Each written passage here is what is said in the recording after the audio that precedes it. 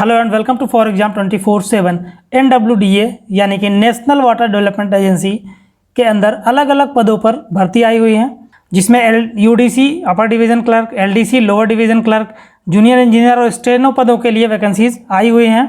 इसमें आप all India में कहीं से भी अप्लाई कर सकते हैं। मेल और फीमेल दोनों कैंडिडेट के लिए फॉर्म अप्लाई करने के लिए अवेलेबल है। इस समय जब जॉब की इतनी बड़ी समस्या है तो यह एक गोल्डन अपॉर्चुनिटी है। तो अगर आप इसमें से किसी पद के लिए या इसके इक्विवेलेंट किसी पद की आप सरकारी नौकरी की तैयारी कर रहे हैं तो मैं कहूँगा आप इस फॉर्म को जरूर भरें। इस वीडियो में हम इसी के बारे में बात करेंगे, इसके इंपॉर्टेंट डेट्स के बारे में, सिलेक्शन क्राइटेरिया क्या है, एजुकेशनल क्वालिफिकेशन क्या है, एग्जाम पैटर्न क्या है, इससे संबंधित सारी जानकारी और आपको कहाँ से अप्लाई करना है, क्या प्रोसीजर है अप्लाई करने का और कैसे आपको अप्लाई करना है ऑफिशियल वेबसाइट से आपको हम ये चीज़ दिखाएंगे। तो वीडियो में आगे बढ़ने से पहले अगर आपने अभी तक हमारे चैनल को सब्सक्राइब नहीं किया है तो चैनल को सब्सक्राइब करें फॉर एग्जाम 24/7, ताकि आने वाली अन्य वीडियो की नोटिफिकेशन, अन्य नौकरी से संबंधित जानकारी भी आप तक पहुंच सके। और वीडियो को लाइक करें और ज़्यादा से ज़्यादा शेयर करें। तो दोस्तों, ये वेबसाइट है नेशनल वाटर डेवलपमेंट एजेंसी की, आप यहाँ पे देख सकते हैं। इसमें वैकेंसी पे जाएंगे और वैकेंसी पे जाने के बाद वैकेंसी डिटेल पे क्लिक करेंगे, जिसमें आप देखेंगे तो यहाँ पर ये एडवर्टीजमेंट खुल गया है, डाउनलोड एडवर्टीजमेंट। आप यहाँ से इसकी PDF डाउनलोड कर सकते हैं। अभी आगे हम इस पूरे एडवर्टीजमेंट की PDF के बारे में भी आपको बताएंगे, वो PDF दिखाएंगे, उसमें क्या क्या डिटेल्स हैं वो भी आपको हम समझाएंगे। यहाँ से आपको अप्लाई करना है और कैसे अप्लाई करना है वो भी हम वीडियो के अंत में आपको बताएंगे। अप्लाई करके आपको दिखाएंगे स्टेप बाय स्टेप क्या क्या चीज़ें भरनी है और कैसे आपको फॉर्म अप्लाई करना है। तो इससे पहले, इसमें आगे बढ़ने से पहले चलिए हम पहले इसकी एडवर्टीजमेंट को डिटेल में देख लेते हैं। तो जो ऑर्गेनाइजेशन है वो नेशनल वाटर डेवलपमेंट एजेंसी है। एडवर्टीजमेंट नंबर है 7/2021। Post junior engineer, Hindi translator, account officer, अपर डिवीज़न क्लर्क, स्टेनोग्राफर और लोअर डिवीज़न क्लर्क। इतनी वैकेंसीज आई है। टोटल वैकेंसी जो है वो 62 है इसमें, और इसके तरफ से अवेलेबल करा दिया जाएगा जल्दी इसका सिलेबस, एग्जाम डेट, और ये ऑफिशियल वेबसाइट है। तो ये जानकारी इस संस्था से संबंधित ये ऑफिशियल नोटिफिकेशन है, एडवर्टीजमेंट है, जिसको NWDA ने जारी किया है, जिसमें आप यहाँ पे देख सकते हैं किस किस पोस्ट के लिए। जैसे जूनियर इंजीनियर सिविल के लिए दिया हुआ है, क्योंकि जल विभाग में है, वाटर डिपार्टमेंट में है, वाटर डिपार्टमेंट में है, तो इसमें सिविल वालों की पोस्ट ज़्यादा आती है, इस वजह से सिविल में वैकेंसी आई हुई है। लेवल 6 की पोस्ट है, 35,400 स्टार्टिंग आपकी सैलरी होगी। अंडर रिजर्व के लिए 11 पोस्ट है, OBC के लिए 1 है और 3 पोस्ट SC/ST के लिए 1, EWS के 16 पोस्ट टोटल है। 18-27 साल इसमें एज लिमिट रखी गई है। अगर वहीं हम बात करें हिंदी ट्रांसलेटर की तो 35,400 6 ग्रेड पे की सैलरी है। पे लेवल 6 है इसका। 1 पोस्ट इसमें है। 21 से 30 वर्ष इसमें एज मांगी गई है। आप इसमें पोस्ट को ना देखें कि पोस्ट कम है तो हम इसको क्यों अप्लाई, आपको तो सिर्फ 1 पोस्ट चाहिए ना, आपको 1 पोस्ट अपनी रिजर्व करनी है, तो आप सिर्फ 1 पोस्ट को देखिए। या मत देखिए 4 पोस्ट है, 3 पोस्ट है, हम नहीं अप्लाई करेंगे। या अगर आपको जॉब करनी है तो आपको अप्लाई करना चाहिए और कोशिश ज़रूर करनी चाहिए। और वहीं देखें तो जूनियर इंजीनियर अकाउंट्स में पे लेवल 6 की वैकेंसी है, 35,400 इसमें भी सैलरी है। 4 पोस्ट आई है, 1 OBC की है, टोटल 5 पोस्ट है। 21 से 30 साल इसमें एज लिमिट है। अगली वैकेंसी जो है वो अपर डिवीज़न क्लर्क है। पे लेवल इसका 4 है, 25,500 इसकी सैलरी होगी स्टार्टिंग में। 7 वैकेंसी इसमें अनरिजर्व्ड है, 3 OBC, 1 SC और 1 EWS है। टोटल 12 वैकेंसी है। 18-27 साल इसमें एज मांगी गई है। और प्लस इसके बाद जो दूसरी वैकेंसी है स्टेनोग्राफर की है, इसमें पे लेवल 4 है, 25,500 इसकी भी सैलरी होगी स्टार्टिंग में। 3 अनरिजर्व्ड हैं, 1 ST है, 1 EWS है। टोटल 5 वैकेंसी, 18-27 साल इसमें एज लिमिट है।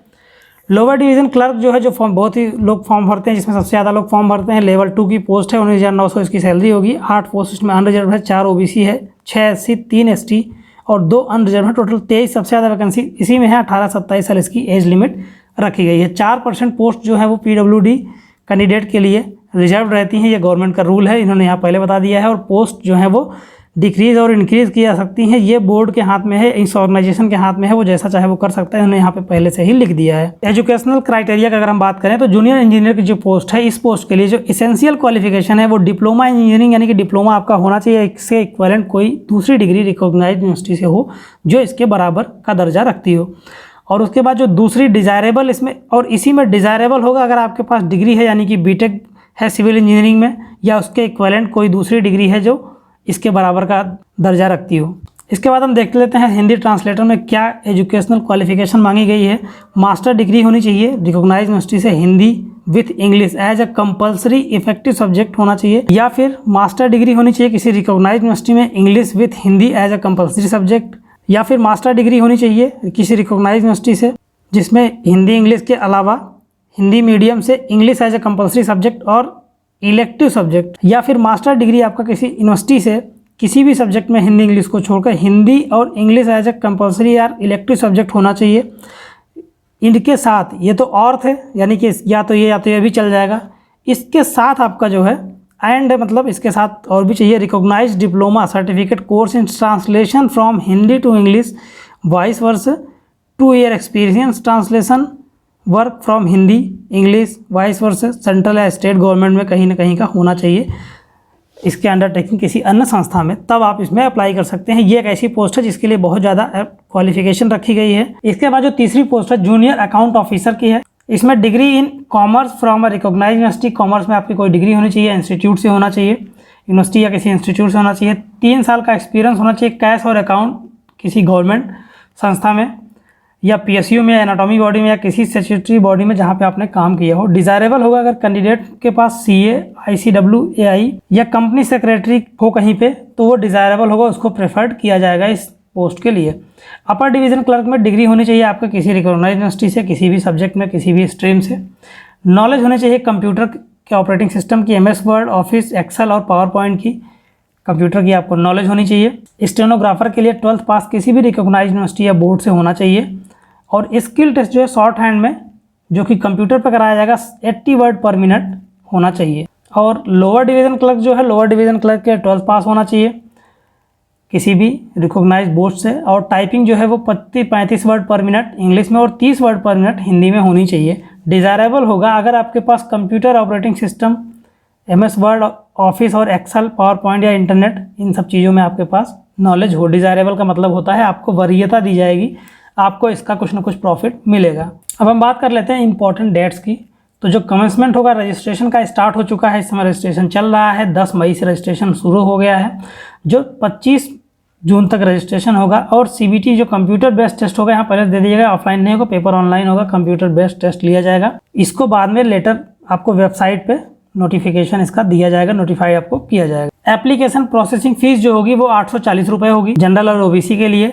500 रुपये जो है वो SC ST, women, EWS, PWD candidate, इन सब के लिए होगी, जो इंटरनेट के थ्रू ऑनलाइन पे किया जाए। आगे हम देख लेते हैं एज रिलैक्सेशन, किसको कितना रिलैक्सेशन मिलेगा। SC ST है तो 5 साल मिलेगा, ओबीसी को 3 साल, फिजिकली हैंडीकैप जो है उनको 10 साल का रिलैक्सेशन दिया जाएगा। इसमें भी 15 साल SC ST और 13 साल जो है ओबीसी को दिया जाएगा। फिजिकली हैंडीकैप में भी एक सर्विसमैन है तो उनको 3 साल का प्लस जो दिया जाता है वो मिलेगा। अगर आप गवर्नमेंट के किसी डिपार्टमेंट में एम्प्लॉय हैं तो 5 साल जूनियर इंजीनियर, हिंदी ट्रांसलेटर और जूनियर अकाउंट ऑफिसर में up to 40 year UDC stenographer और एलडीसी में 40 साल तक की एज तक आप भर सकते हैं। लेकिन इसमें भी कंडीशन है कि मिनिमम आप 3 साल की जो है सर्विस वो कर चुके हैं गवर्नमेंट डिपार्टमेंट या उसके किसी ऑटोनोमस बॉडी में, तभी आपको ये छूट मिलेगी जो यहाँ पे दिखाई गई है। सिलेक्शन क्राइटेरिया क्या होगा, अलग अलग पोस्ट के लिए अलग अलग बताया गया है।